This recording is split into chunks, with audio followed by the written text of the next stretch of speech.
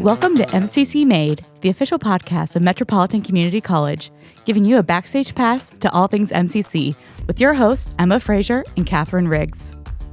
Do you have picks this week? Okay, I do, but I also have an alternative to picks. Okay, if we great. Want to? That's fine. Okay, so I was thinking. I don't know what made me think of this the other day. About Nebraska specific or Nebraska based food and drink items. Oh, okay. And are they overrated, underrated? Oh So my God. I've got a quick game for you Okay, I'm called ready. Overrated, Underrated. I'm scared, actually. No, don't be scared. Okay. I mean, none of them are sponsors yet. Right. So we're not going to upset anybody.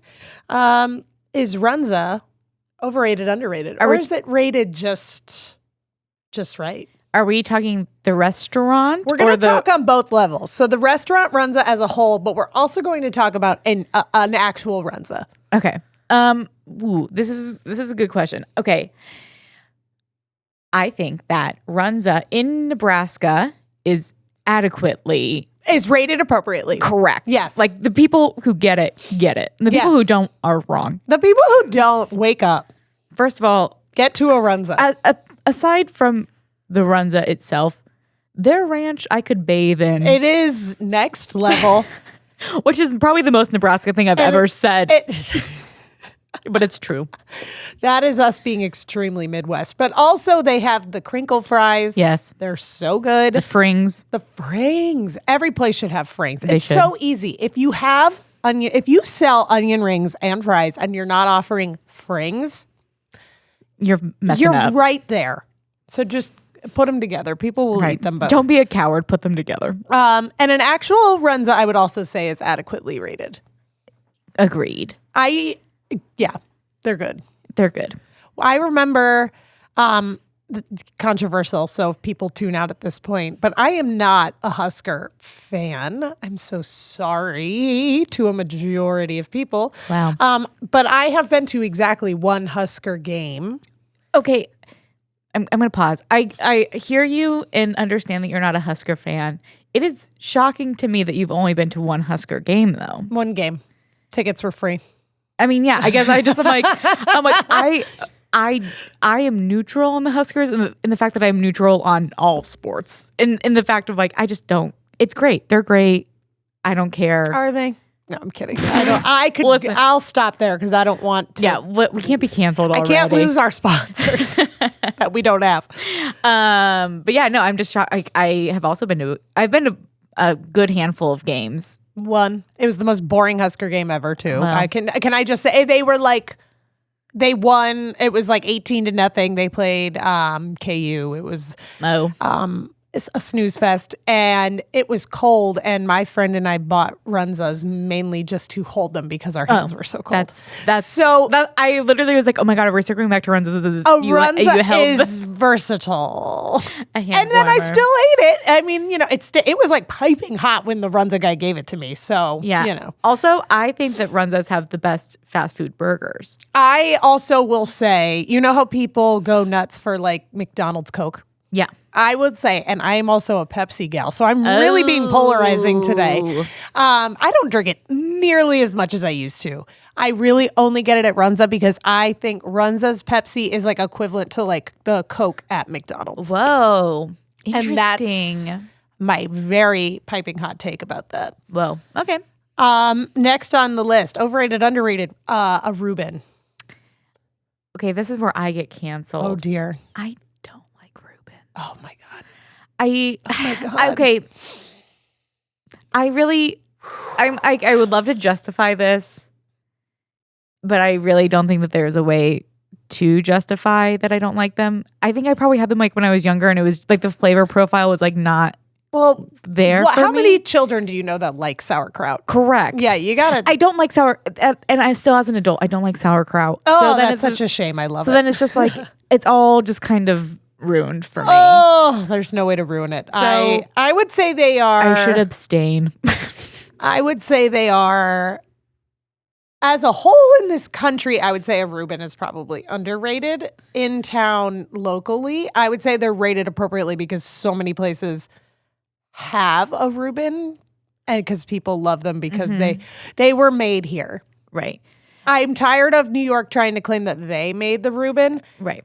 No, just let us have this. All right. We don't get a lot. It's also the truth. So, okay. So, Kool-Aid, overrated, underrated. I'd say overrated. I think Kool-Aid's gross. Yeah, I don't love Kool-Aid. And I'm so sorry to my friend Kristen, who grew up drinking so much Kool-Aid. And I think still likes sugar-free Kool-Aid. Oh, sugar-free Kool-Aid. I think she liked sugar-free grape. I don't. She'll text me if I'm wrong. I could probably count on one hand the number of times I've actually had Kool-Aid, if I'm being honest. I was never a Kool-Aid person. No, we would have like lemonade at our house, but never Kool-Aid. I think that the mascot for Kool-Aid is adequately rated. I love him. Right. So that's great. So in that sense, I'm pro Kool-Aid. If I never had Kool-Aid again in my life, I would never think twice about it. No. I'm losing no sleep because I'm not drinking. No, it's also all the sugar I'm not drinking in the Kool-Aid. Correct. So I'm losing no Correct. sleep. And my last one is Dorothy Lynch. I don't like Dorothy Lynch. Oh either. my God. I think it's underrated overall, though. Even in Omaha and Nebraska, I don't think enough people eat Dorothy Lynch, and it's delish. What I will, again, I think I would say I should try it again as an adult. Because I think I just had it as a kid. My mom loves Dorothy Lynch. My dad used to eat a lot of Dorothy Lynch. Yeah, and I think why people maybe are turned off by it is the orange color of it, or people are more health conscious now, so they're like, well, that's no fun. Okay, well, I don't know what to tell you then, but I know, but I think they make it sugar free. But what's the point? Yeah, listen, I'm not here for a long time. I'm here for a good time. Yeah, and that includes Dorothy Lynch. Right. Listen, it's gonna be fine. Yeah, I don't like Dorothy Lynch, but I respect those who do.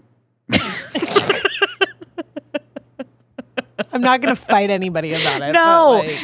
I mean, there are foods that I would argue are just bad, and in general, but Dorothy Lynch, I'm not. What's a food that's bad in general? I don't want to have this conversation. I'm so nervous. Well, no, just say one. No. Just say it.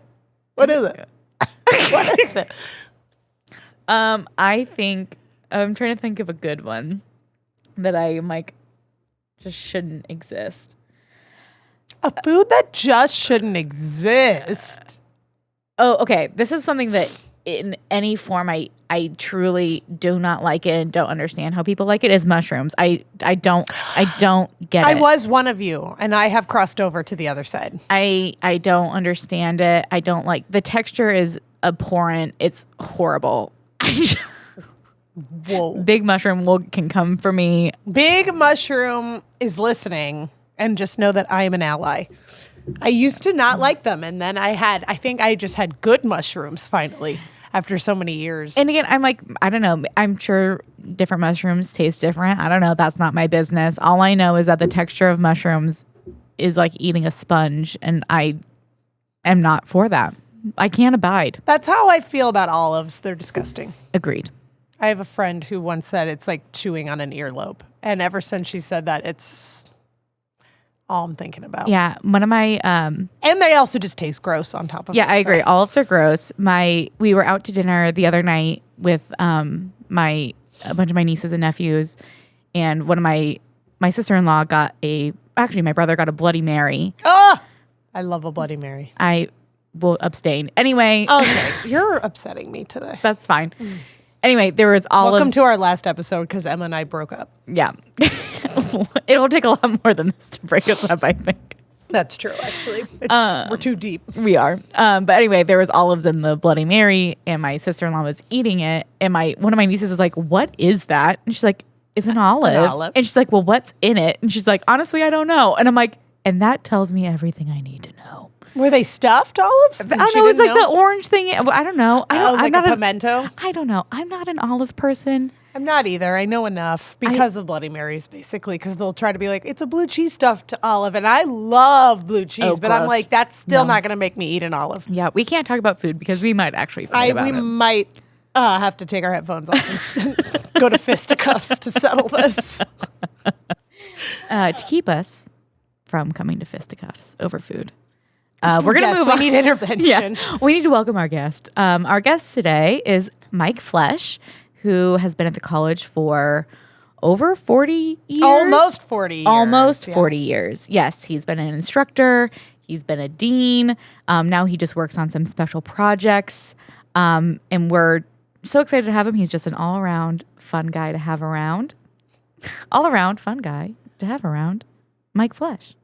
So welcome, Mike Flesch. Welcome. Well, thank you. Glad to be here. My first podcast in my life. So We're honored. Yes. We're honored you've chosen us. Right. Yes. No obligation that you work here or anything. Just, No. yeah. Okay. Yes. Okay. We like to think that you really were excited to come. I had to think about it for a minute, and then I thought I might be okay at this. I'll give it a shot. I think it could be fun. I told you, I think it could be fun to sit down and I'm always a salesman too, so a bit of a salesman for the things I really believe in. So That's any good. opportunity to be a salesman and to promote and educate, I'm here. And chat. We love it. And chat. We love it. All our favorite things. Yes. Well, before we get into the math readiness, we have bigger fish to fry with you. Okay. Yes, I have Okay. receipts. Yeah, Katherine. I've been waiting for this day, Mike. Okay. So I would like to say, I'd like to preface this. This is the 50th anniversary of MCC. In preparation for that, we went through all the archives of old Inside Stories, Metro Connect, which all of our old newsletters. And I would just like to say one name kept recurring, and that name was Mike Flesch. Really? In 1992, Mike Flesch ran the Corporate Cup in 39 minutes and 56 seconds. The last time, probably. Oh, no, No, don't to you worry. beat 40 minutes. Yeah. Oh, in 1992, there was an MCC Fun Run and Walk. Mike Flesch ran that in 11 minutes and 6 seconds. I would just like to say. Great memories. I forget what year this is. You might remember. They did a Metro Well summer walking program. One of a handful of people to walk at least 15 miles a week. Mike Flesch. And I would like to say the following employees will be recognized at an annual recognition luncheon for using 8 or fewer sick hours of leave during the 1991-1992 fiscal year. It was a very long list, but on that list There I is am. Michael Flesch. So I've been dying to chat with you about your physical abilities and your love of running. Clearly, because you're Wow. very good at it. Well, yes, I was not. I always, going back to when I got out of college, I started running, thinking that a teacher probably didn't get a lot of exercise. I mean, so I always thought it was a good idea. So I've always been kind of the runner, get up early in the morning, get it, do some exercise. Running was a natural till my mid-50s, I guess. So I ran for about 40 years. Wow. And 4 miles to, sometimes 7. Wow. I ran some marathons along the way, and a lot of 10-kilometer races, 6 miles. So, yeah, I did a lot of running, and it was always that hour of the day. It was always really a physical release, that hour a day when you're out there, and got you going. And there's a lot of good things that happened. So I always enjoyed the running. It was that hobby that was probably good for you for the most part. So, yeah, I really enjoyed the running, and through the years has always been, so I've always been that person like to be, busy doing some exercise. I've got more stories about my athletic background. I wasn't that great of a runner, but I did. Well, I loved listen, doing it, and I would say this tells me differently. yeah. I was always proud that if I could run a 10K under 40 minutes was a pretty good for me. The next closest person was 2 minutes slower than you. That's Really? yes. John Varga ran. Oh, in John. Yes. John was good run. Yes. John was down at South John, if you're listening, just know Mike Flesch beat you by 2 minutes in 1992. And John was very good and worked down at South Campus. So the good thing is I knew those people. I mean, we had a lot of fun in those years.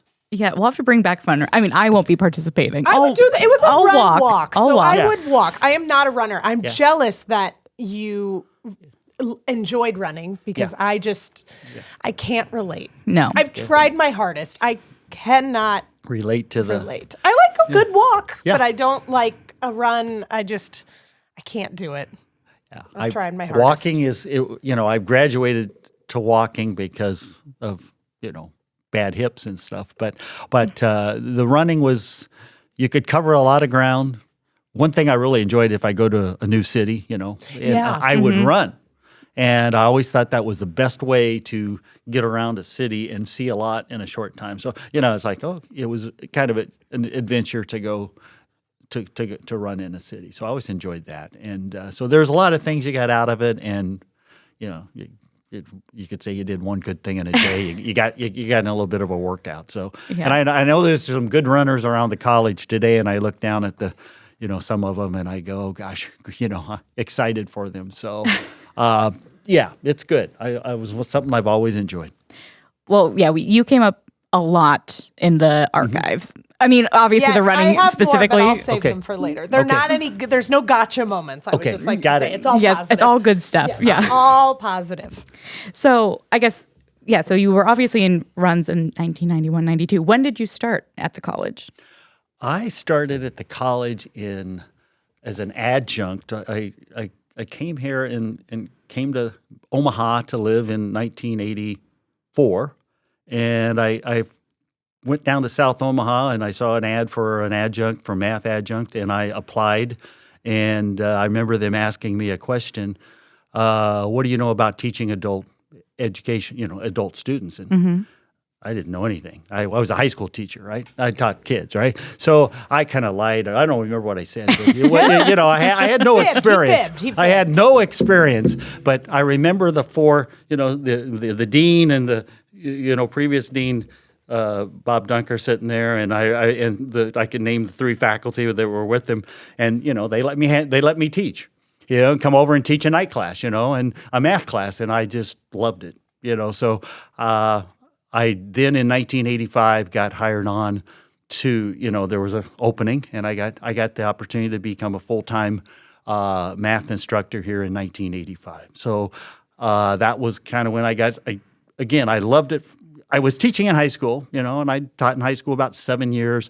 But when I got a chance to come here, I don't know, just seemed like the right fit. Yeah, I've used the term. I felt like I died and went to heaven. Oh, now again, I probably won't get there, but I didn't. The 40-some years, the 40 years I've had here have been very. You're lucky in life if you get to be at a place and work at a place where you feel like you're a good fit and you can contribute in a positive way to the mission. And that's the way I feel about Metro, and the mission and the opportunities that are here. Yeah, that's incredible. I can't, of course, obviously I've not worked at somewhere for 40 years. I can't imagine. I mean, that seems like an incredibly long time. So you have to really like what you do and where you're at. I always felt like the luckiest guy in the world. I mean, so many people talk about, they move, again, 40 years, well, people move around a lot of job hopping. Yes. And it's very natural today in today's environment. So to be able to work at a place this long and always I was the person who wanted to be doing something new. What's the next project? What's the next thing we can do? How can we innovate? And so the opportunities to do that at this place were always there. In the educational realm, I was one of the first to do online education and online courses back in the 90s.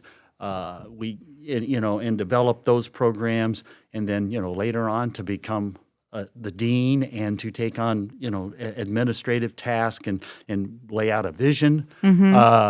You just couldn't ask for a better place and opportunity. So always along the way. You had great mentors, people along the way that encouraged you and helped you, and then the tremendous team with the vision to always innovate. They were always about innovating and doing things at Metro, and how can we make it better? Or what does the community need? So if you like that environment, Metro is the place to be, right? It really Agreed. It's true. Yeah, It is true. So that's why it's been a good fit for me, and that opportunity. So I'm thankful every day that, I always say they let me be on the, I made the team. They let me stay on the team. You made the cut. I made the cut. I made the team, and Well, with those running times, you gotta make You're the leading team. the team, clearly. but you just get to be along and work with some wonderful colleagues here and do some great work. And it's always, I've learned over the years it's the teamwork and it's the people. Since you said you were always looking for something new, this was another big part of our archives fun. The College Action Council. Oh, yeah. They used to put the minutes in there, which I read, and you were a saint that you would listen to people air grievances like that. If you looked at, the College Action Council was one of those early activities that I got involved as a very, young person wanting to drive change. And so we were going to have this college council, and there was going to be a steering panel. It was all about shared governance at the time. So we're all about shared governance. So we were going to have a steering council of which I would lead, and there was going to be these 4 committees where you could bring anybody at the college could bring a proposal. And boy, did they. Oh, boy, did they. So at the time, I didn't know any better. I volunteered to lead it the first 3 years that we were in existence. And so we had a guidebook of, here's how we're going to do this. And then you had 70 people involved across the college in different committees. And, I was going to the executive meetings with the president. I would... Any time there was a proposal, I was welcome to go into anybody's office and say, what can we do? How can we, So, it was just this opportunity to learn about the college. But the one that always sticks out to me was back in the day when smoking was a big issue. Yes. Right. Could you smoke in a building? Yes. Well, one of the first things that came to the council was we should ban smoking at the college. Well, in 1991, that was more. That was controversial. Yes. Right. Yes. Because How dare you? people were still smoking in their office, right? And restaurants and everywhere. Yeah. So it was. So I remember having, studying the literature, looking at all of the, okay, what does the science say?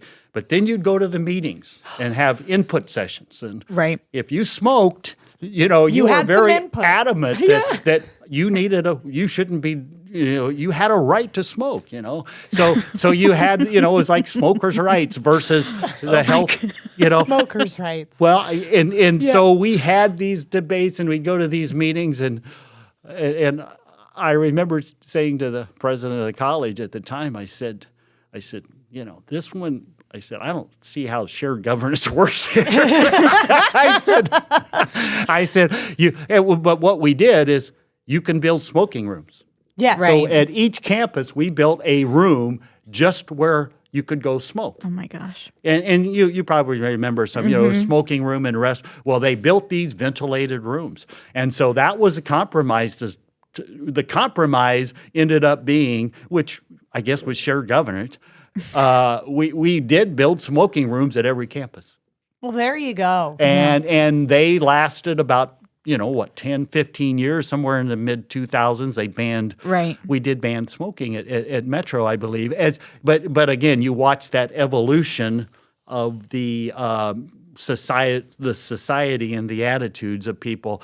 And today, of course, most buildings do not allow you to smoke inside of a building. But those are the issues, and and as simple as those, and I still see them, is we want to inside of the restrooms, we wanted shelves. Inside. Yes. I mean, we had proposals on anything and everything. So I can't imagine. Your patience must.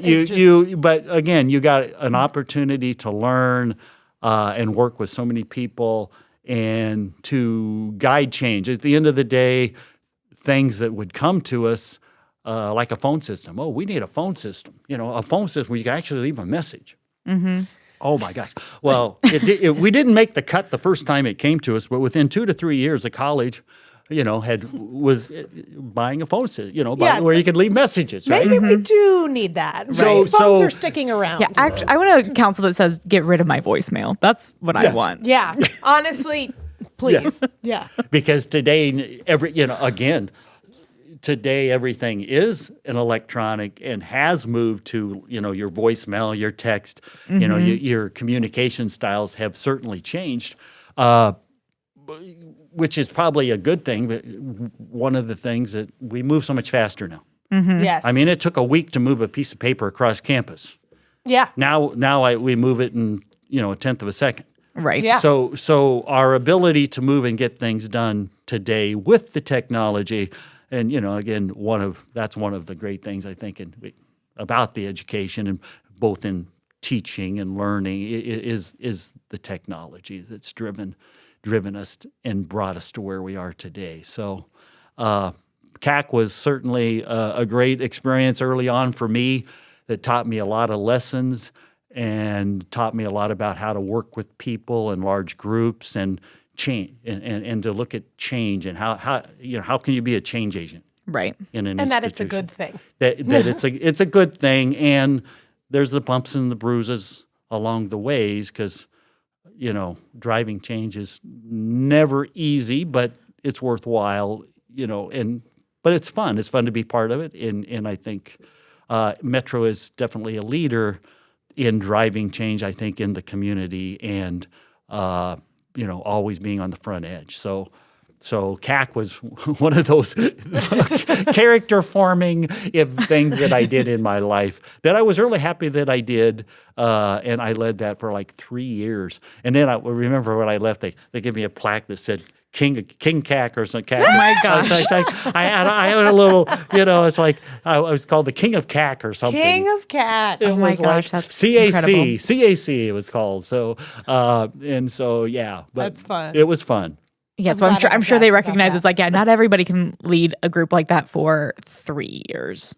Yeah, 3 and survive. Yeah, it was because I've read those notes. When we hired, one of the things. Again, I always asked if I was going to do a job. I always, even then, was smart enough to ask for it. And yes, I need really it was the secretary, the associate that was going to go to the meetings and take the notes and help me. Otherwise, I was never going to be able to produce the product and outcome. So, one of the things we did at that time was, we need the support so we could put out those notes and produce them and edit them. And, we had to be, you learned, you better be very good at editing those notes and what you say and what. So again, you learn to be you always had to think about how it was going to be interpreted by the folks out there, which might be the same with a podcast like this. Yeah. So you have to always think about how your message is being received and try to adapt and do that. So lots of great learning experience. And so that was something that I did early on. Yep. Yeah. Yep. So one of the other innovative things that you have been a part of that we're really here to talk about is this math readiness program.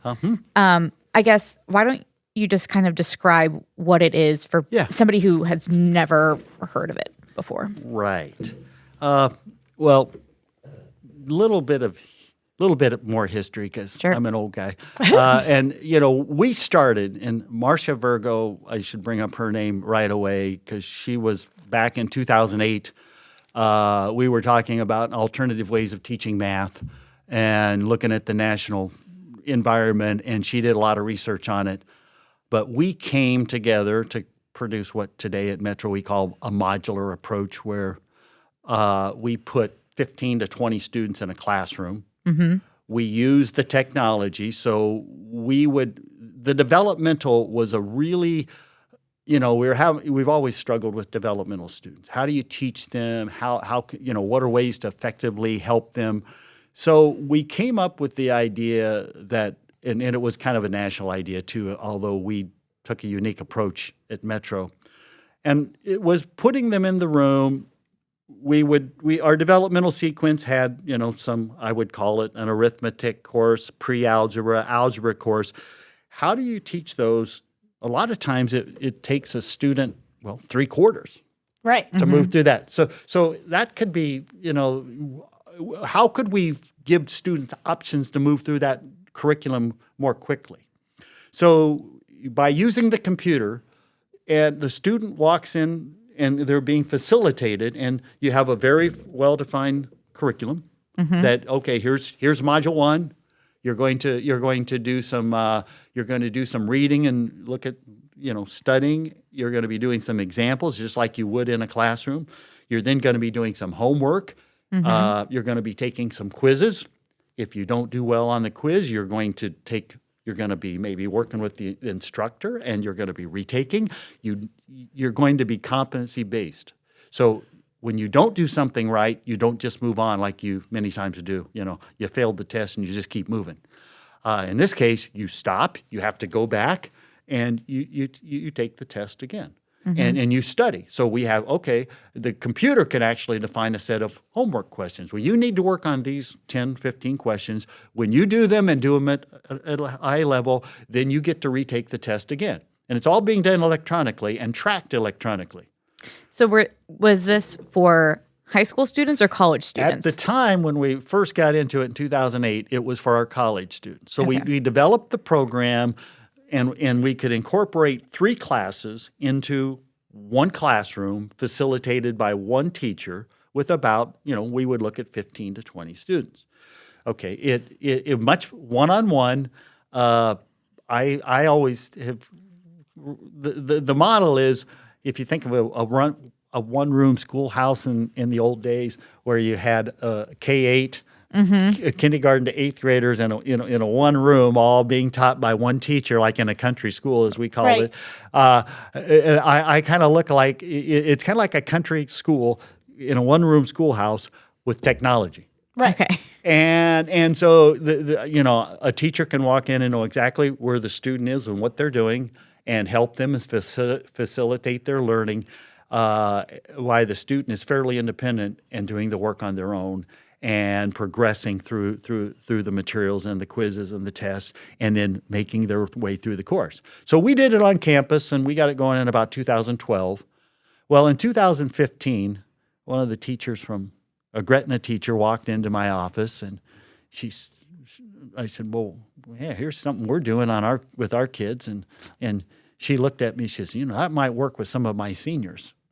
Exactly the kids we were looking for.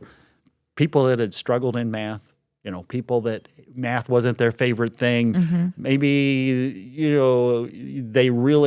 they might have gotten through their math classes, but they struggled, and they, people that say they hate math, I don't like it, right? Well, I'm hearing myself. Yeah, exactly, right? That's why we're the marketing people. Yeah, we're not the math geniuses. Yep. I say at least once a week. There's a reason why I got a communications degree and not a math degree. Yeah, exactly. Yeah, I mean, I was fine with math. It didn't struggle, but I wasn't in like the accelerated math class. I was like perfectly just where I need to be. I struggled. I was not good at math. I'm still not great at math. I could have used this, is what I'm saying. And so what we, and so we, I was the new dean. I was newly taken over the roles of the dean, and it was like, oh, well, this is probably something we could try in the high school. So the first thing was, okay, well, we'll take our basically what we've been doing on campus and take it out to the high school. And so along comes this model that we now call it this Nebraska Math Readiness Project, and that history kind of evolved because it became a statewide program. But so when I talk about NMRP, or Nebraska Math Readiness Project, it really is something that evolved from about that point on. So about 2015, we're going into the high school. And the tracks that we were doing, like I said, the academic track is a lot of students come to us and their basic math, they got a lot of holes, so fractions, ratios, decimals, percents, there's a lot of holes in their learning, which really inhibits their learning in algebra and other courses. So we really take the approach that, okay, you come in, you study, you're going to know, they're going to know a lot of it. Because they've been through a lot of education, but they've got holes. So what happens in the process is if you know something, you're going to test out of it very quickly. Right. And then you're going to get to the stuff where you really didn't understand very well. And that's where you're going to end up spending more of your time. So basically, most of these kids have seen this stuff or have experienced it. So now they're filling their holes and their gaps that, you're the kid in the back of the room that won't raise your hand because you don't want to feel dumb, right? Right. So, these are the students that wouldn't get the help. So now they're able to get the help and can you come and show me? And then now they can begin to get a firm foundation. And so they do that. And then, so in this program, there's the tracks. So they go through the pre-algebra, then they can move to beginning algebra, and then actually they can move to intermediate, which is the credit course that like you might be able to use for a nursing degree. So that's one track. The other track that's been real successful, especially in the high schools in the NMRP program, is we have a lot of students that are looking to go into the trades and the careers. Yeah. So they will take the pre-algebra, the first course, and then move to what we call our technical math class, our 1240. And they are getting done with that class, and they've completed the math they need to go over here to to study construction, electrical, plumbing, down to the auto, collision, machinists. So they're getting that course done in high school. Wow. So when they show up on our campus, they're ready to go. They're ahead. They're ahead of the game. And we've taken away the math as a barrier, which is the primary thing that we're trying to do. So because you can in a class, with 15 or 20 kids, really you're teaching 6 or 7 courses. Right. So is this in addition to the math that they're already taking in high school, or is it like a separate class? That's a great question. What is happening is we're trying to recruit. We're trying to recruit kids. Typically, we'd love to have the kids that already have in Nebraska. You need to have 3 years of math, and the typical high school, most of you would remember this, you take a year of Algebra 1, you take a year of Algebra 2, and you take a geometry class. Yes. And most people can say, yeah, I did that. I survived that, right? And that's survived. That is me. That is me, especially with geometry. Yeah. Oh, boy. Yeah. So that was kind of what you did in Nebraska. That's still the law, so where we go. So we like to get students that have at least gone through that curriculum. So we look for seniors. So in the high schools, we recruit the seniors. And so what we're doing, looking for a senior, and we're saying, okay, who are the students? Well, they might have struggled in those courses, number one. They might have met their high school graduation requirement, but if they're going to the trades, they would profit from our trades class. If they're going over to UNO or one of the universities or a community college, they really need to have the algebra sequence. And what's going to happen to many of those students is if they show up on our campus, we give them a placement test, and they'd land in developmental courses. Right. Sure. Okay, which I could give you all kinds of statistics about, and I hate to use the word, but for some students, developmental math can be the graveyard where you leave them because they go there to maybe never get out of it. Right. Because, to be honest, we've improved it greatly over the last 10 years, but I think I saw in the last group, we had 48% of the developmental students actually moved to credit.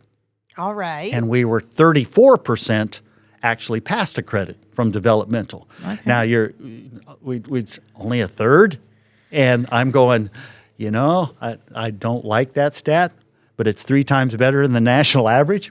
There you go. Gosh. So, Yeah. and we've moved it from about 20. Oh, so there you go. So we've moved the number, but the question always is, we want to be at a place where you don't have to have as much developmental, because we know if you start in developmental, it lessens your chances of progressing. Right. So the NMRP is that one of those, last year is like 326 students, right? So that's 326 students. Metro's getting about 25% of them All right. on our campus. Wow. Okay. Now, that's 25% that are coming off prepared that aren't going to be taking developmental courses, right? Right. Now, that cuts down ours, and we've run our developmental. We used to run well over 50% developmental in the day, during my 10, we were 50 for, okay, we've driven the number of developmental students down to under 35%. Whoa. So the concept is you want less students starting in developmental, more students prepared to come to college ready, we call it. Yes. And that's what NMRP. Now, NMRP has been a part of improving the outcomes, right? Right. Because, again, but you do have to be a student that, they're probably going to say that. I always say it's a great fourth-year class. And maybe some of you in the room would understand this. If you got to your senior year and you could avoid a math class, you probably did. Oh, we couldn't, but I would have. Yeah. Well, yeah. I mean, because that's what I was going to say. It's like, it seems like if you need the 3 years of math, you're not going to take it as a senior, Yep. and then you kind of forget. And you go to college. And then you go to Yes. college and you're like, oh no. I always when I help with like high school speech and stuff. Yeah. And if they like ask me questions about college, I always tell them, I'm like, take your hardest classes that you have right now. If it's math, if it's Yep. science, if it's English, take that your first semester of college. Yes. Because it's still in your brain, instead of waiting till the very last year. And When then you're it's like, way gone. then you've lost it. It's over Kiss for it you. goodbye. Yep. And so we're trying to, we're going in and finding that, and we love when, the teachers, a lot of times the teachers, of course, will help, and the counselors to find the kid that is again, you do have to be able to work independently. You're going to sit down, you're going to have that motivation, but we're finding that there are kids that are willing to do it, right? They've gotten used to a lot of students are used to doing independent learning, and so we're finding those students, and those are the ones we want, self-motivated, work independently, but we'll many times find that their ACTs of these students are in the 14 to 20 range. Right. Now, those of you listening, you say, well, what does that mean? Well, the best ACT score is a 36. To get into UNO, you'd have to have a 20 or higher. I mean, we said most universities at 20 to 23 range. So we're working with students that typically would not qualify to be, to go to college because their ACTs are too low in math.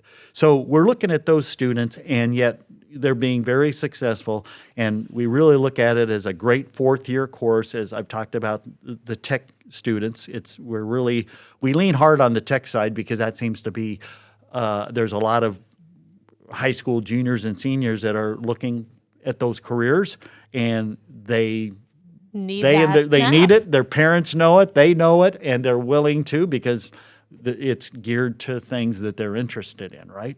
And so that tends to be a really good one. But also, when I say 25% come to Metro, we see another 35% that go to other universities, the UNOs and the other universities. So we send kids all over. So we're getting 55 to 60% of these students actually going to college. And these are students with a 14 to 20 ACT. Yeah. So when you look at that outcome, you're saying, man, we made a difference. And so we're bringing them to Metro. So when you say, who are our students, I would say that's the student we're looking for. In most high schools here, we're in, I could mention that we're in about 20-some high schools, 14 districts, and 20-some wow. rooms. So we're in 14 of the metro districts, and the Millards, the OPSs, Gretna. I could name all of them, but we're in 14 districts, which is the majority. Yeah. The majority of the districts have joined in.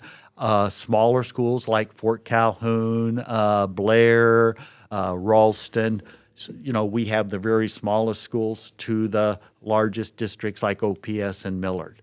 So again, the model has worked across all of those.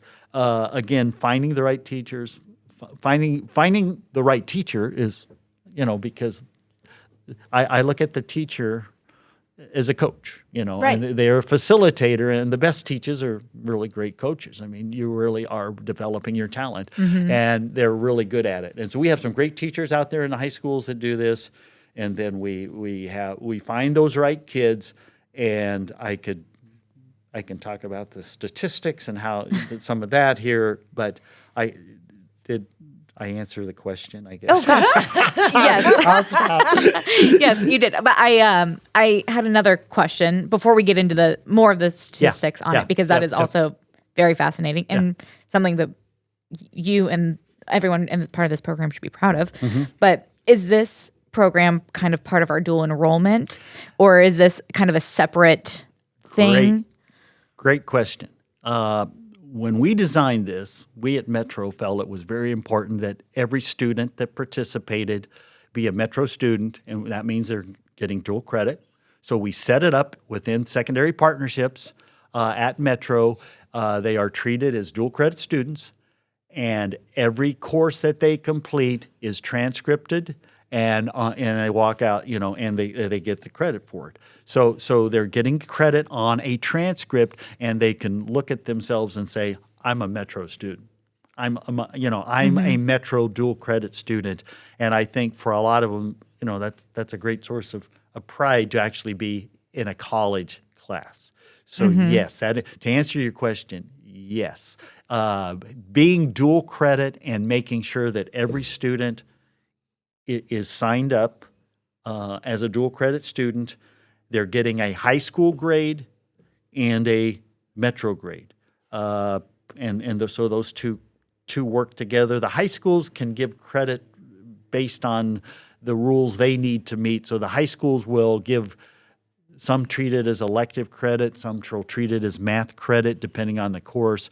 So the high schools have the ability to adapt to their particular situation. We always, of course, treat it as college credit, and we work hard to make sure that each student gets the credit on their transcript. And by the way, there is, at this point in time, no cost for tuition and no cost for the access code that they use. So we could talk a little bit about that as we go too. But free to the student and the parent, which is Incredible. incredible. Yeah. So I assume that during the pandemic and after the pandemic, maybe there was an uptick in the usage of this program, or was it about the same? It's a good It's a good question. I've got all the statistics from that. It was interesting that during the pandemic, because those of you remember, it's like, okay, it's Friday, and on Monday, most everybody's out of school, right, and studying from home. One of the great compliments we heard about this program in the high schools was, here was a ready-made at-home, something that they could continue doing on their own with the support of their teacher at the high school because of the Zoom or whatever. They could still have the connection, and they still had the program. So we heard great. We actually came out of that year of 2020. We came out of that with fairly good results because the students were able to go home and continue working, unlike I'm sure in some of the other traditional classes where they didn't have this nice prepared program that the kids were working on. We were set perfectly for that, and we have gotten tons of good feedback that we worked during that time. And then even as we went forward, our numbers were never hurt and actually grew each year in 21, 22, 20, as we added schools, but we were able to maintain, and I think the COVID just probably made us more visible that, hey, this is a viable program that can work, actually work in a home environment if it has to. And so it really gave us, we did not go backwards. Right. because of COVID with the high school kids, and we still maintained really good success that year, and then going forward. So didn't see it hurting us, and I think it helped us because I think we had a few more schools that came on in 21 and 22, and it was a natural growth that COVID didn't really hurt us. Well, yeah, I guess I didn't imagine that it did, just because it was a ready-made online program, and I mean, in the years since 2020, Yep. I mean, you just keep hearing about how high school students or just students in general are just behind. So I would assume a program like this really just helps bridge that gap of like, I think I know a little bit of math, but I just need to get that extra help to be able to, go to college and feel comfortable in a math environment there. I think, and I think now we're seeing, say, the seniors are the kids that were at that time, so I think when I talk about those base courses, the introductory math and then the beginning algebras, I think it's a great opportunity for those students to fill the gaps that they may have flowed along with, and because they miss stuff. And so I think as we try to hear about some of those gaps, and you hear some of the statistics of how the students have been hurt by what happened and their learning gaps, this is a great way for them to get up to speed and to remediate some of those gaps. So I think another great thing that I think can come out of this is, and I've heard that from a couple of the principals and administrators out there, how it has helped some of the students that were struggling in math to get a firmer foundation. I can't imagine taking. Well, we'll use geometry. I'm sure those students, because that's your third year math, so those students are now in college, obviously. But I can't imagine being in my geometry class at home, and never have done like online learning before. I mean, that sounds like a nightmare. I struggled with it like in person and just doing homework at home by myself. I can't even imagine if someone was teaching it to me virtually and then having nobody there to tell me as I'm going really if I'm doing it right or not. Right. Well, and then, I mean, not only learning it virtually, because I mean, obviously this program is online based, but like, again, like you said, on Friday you're at school and on Monday all of a sudden you're learning at home. Yeah. And then it's like, okay, well, the teacher didn't have the curriculum made to do this online. Right. And then everyone's trying to figure it out, and then Zoom and all of those. There were many learning, again, there was a lot of learning gaps and lost learning time during that, during 2020. And that's March forward and even into the following fall, there were still many gaps. And again, we come in and we try to say, at the end of the day, if I'm talking to a group of administrators or teachers, well, if you've got these students, parents, hey, if you're not good at math and you don't want it to be a barrier, then usually it's because of the foundational knowledge. I mean, although I will say that, a lot of students come along and say, I'm not good at math. And really, maybe you're not good at math as, the student sitting across the room, that loves it, right? But we can all be, it's kind of like, I'm not an English person, right? I'm not a communications person, but somewhere along the way, I tried to learn how to speak and write at a level that I can function, right? Right. And so I had to adapt whether I wanted to be a great communicator. One thing I learned about being a teacher educator is I didn't think much about speech class in college. And I remember getting a D or an F on a speech or two along the way and not really thinking about how important speech should have been to me as an educator. Right. Yes. Where your day is speaking. So I would not have been, I wasn't making the connections as a young, all the time that I should have been making that how important the communication was. And in the same way, the basic math skills on the other side, but coming to that appreciation that we all need a certain level, and so we're trying to do that with the students, and it's this program is, I think I mentioned 2,200 students since 2018. Wow. So we've had over 2,200 students involved in this program.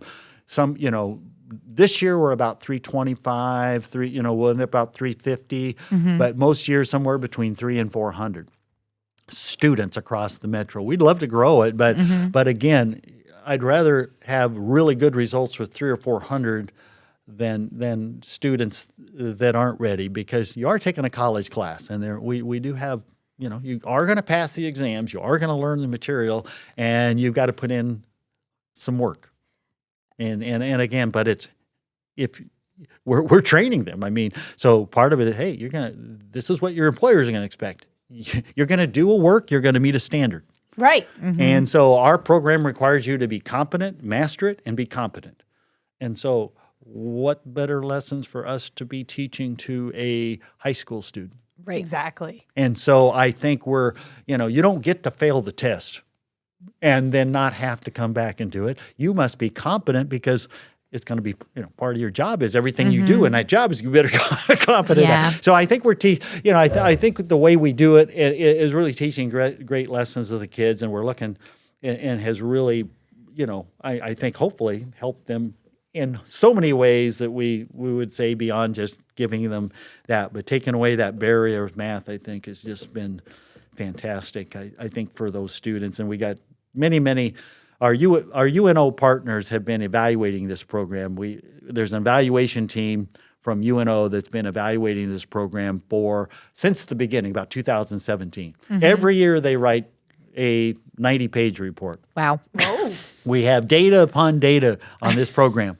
And I can get down to the school, how many passed this. I can, we have student comments. This is a very comprehensive and a very highly studied project by our UNO team, led by Dr. Neil Grangenet over there, who has been, not only the evaluator, but also a cheerleader and giving us advice. And so one of the things that I like to mention is we have a program that works with the K-12s, driven by the community college, but being supported and evaluated and in line with what our university partners and education people think would be, they value the program and see it that we're doing it, and we're being researched, and they're guiding us and giving us that facilitation and feedback. So you've got we're being part of a project that really works K-16 up through that with our senior institutions is a fantastic accomplishment, because it's one of those places where they're supporting the work. They're giving us the advice on how to, if we weren't doing it right, they would say, hey, let's do more of this. And they're evaluating our curriculum. They're giving us feedback on, this. And then we've got tons of data on how the students are doing. So it's fantastic to work with our partners. So that's another huge piece of this that has come out of it, that just the partnerships with our K-12s and our partnerships with the university system. Because you would almost think, maybe as an outsider, like that we wouldn't maybe work together with them as much, since they're like competition, like as a different university. But it's actually, you're all in it for the common good of students doing well. Yeah, and one of the things that my work as a dean of math and science and working with the UNO, we are not competition. At the end of the day, we're not competition. We are a feeder. Right. And we mine talent. I say at Metro, we mine talent. Yes. We find we find talent from all over the city and the region that might not be able to get their start at UNO or at Bellevue or one of our higher institutions, that can come here. And that's what we're doing. So our dual credit, being part of the dual credit, are having those opportunities and those kids. So we are feeding a UNO and helping to provide students to them. and help them be successful. Not just like, Yes. not just like, And oh, here go to, you go. go to UNO. Yeah. Because that was going to be my other question is, what is the success rate of the students who have gone through this math readiness program who then take a math in college? That's the good question. We've got wonderful statistics on how they do. I mean, but those that move on, like I said, we've got about over 50 to 60% are going on to college, and it depends on the cohort because we can go back through the various cohorts, but at least 50 to 60% are going to college. Now, what we find is if you look at, we found with various data points, but just as they're competing a credit math class at as high or than the other student population. Over 50% of them are completing a credit class, is the data that I came up on the last year's group. We got students persisting from fall to winter. We've been, in 21-22, there was 75% persisted. The next year it was 50, but we're higher than the rest of the college. So these students, when they do come, they are completing credit, they are staying, and we had like 21% of them from the 2021 group, 21% of them earned a credential. Mm-hmm. I think if you look at the college where it's about 16 to 18%. Wow. So they're earning credentials at a higher rate than the college. Wow. So we have these statistics that show, and hopefully now everybody wants to know how they're doing, and progressing. So over time, the ability to find out not only where they're going to college, how many are graduating, how many are, what they're doing. Getting that kind of data is not easy, but we're getting some of that, and so it does show we're doing well. So they are doing. To answer your question, they do well when they get here, and they are. We have a lot of good evidence to show they're doing as good or better than students with higher ACTs. Wow. So I mean, I just pull tons different pieces of data and show you, yes, once they come to us, they're going to do fine if they're the kind of student that would participate in the NMRP program. So Yeah. Go ahead. A small plug for Community Magazine. We did a story about the math readiness program in Community Magazine a couple years ago. And at that time, I was just pulling it up.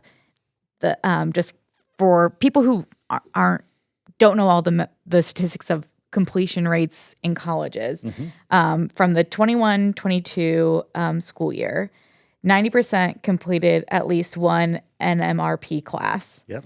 61% of those were considered college ready, and the national average is 33%. Whoa! At that time. Yep. And then 20% of those completed an MCC credit level math course. And those were just the ones that went to MCC. And again, so that is that was the 21-22. But I knew that I had those numbers somewhere. Because I mean, when you are just hearing kind of like vague numbers, like, 50% do this, it's like, What does that mean? Yeah, How does that compare? Yeah, compared to what, I guess, it's like on its face, maybe 50% doesn't seem like a lot. Right. Yeah. But then when it's like, okay, well, the national average is 33, it's like, oh. We're actually blowing it out of the water. And we've moved the numbers. And so you actually want to make a difference. So over a period of time, those percentages were not there those numbers have moved because of the work. Right. And because of that, so it's going to say in the 23-24 group, it was 73% are college ready. Wow. Hey. 42% of them completed the trades math. 30% completed the algebra sequence, but 52% completed a college credit class. Wow. So, I mean, you look at those numbers and you're going, as we go back and look at the different years, these statistics are fairly similar. I mean, we've been in the same range. And I always say, I don't know where we get a better bang for our buck or where the students are getting, it really is been it's really been a great program. And again, I'm gonna go back and we are talk a little bit about the leadership because we lead this with Marcia Virgo, who's been there from the beginning. Michelle Jansen Griswold is working as a co-director, and then in the background is a gentleman named Chad Haugen, who does all of this work inside of the My Labs program, we call it. Creation of classes, enrollment of the students. It goes on and on. But again, there's a lot of background work done by the Metro team. Yes, it takes a village. It takes the village. I'm a cheerleader. At this point in my life, I'm kind of the cheerleader on the outside. But they're doing all of this work. Then you've got all these. We do training for those teachers. This is one of the. When you say dual credit, well, we support dual credit teachers, but we support these dual credit teachers at a high level. Right. So we're training them every year. So the teachers are well trained. We're going over updates, making sure everybody's in. Our Marcia and Michelle are in contact with these people weekly. There's things that have to happen. A student gets done with the course, you got to move to the next course. There's administrative things that are happening all the time in the back room where the teachers in the classroom are working with with Marcia and Michelle, and we're doing all of this in the back room, and it just doesn't happen. So you got these we've got the high school advisors, we've got their administrations, clear up to the superintendents. So you've got all of this team that is, hey, this is good. We're all supporting, and then so all of this team is really working hard to make this happen, and it doesn't happen without all of those moving parts, and the wonderful. You always the real work takes place with, in my mind, is always a well-trained, caring teacher, instructor in a room with that student, right? And I always think of.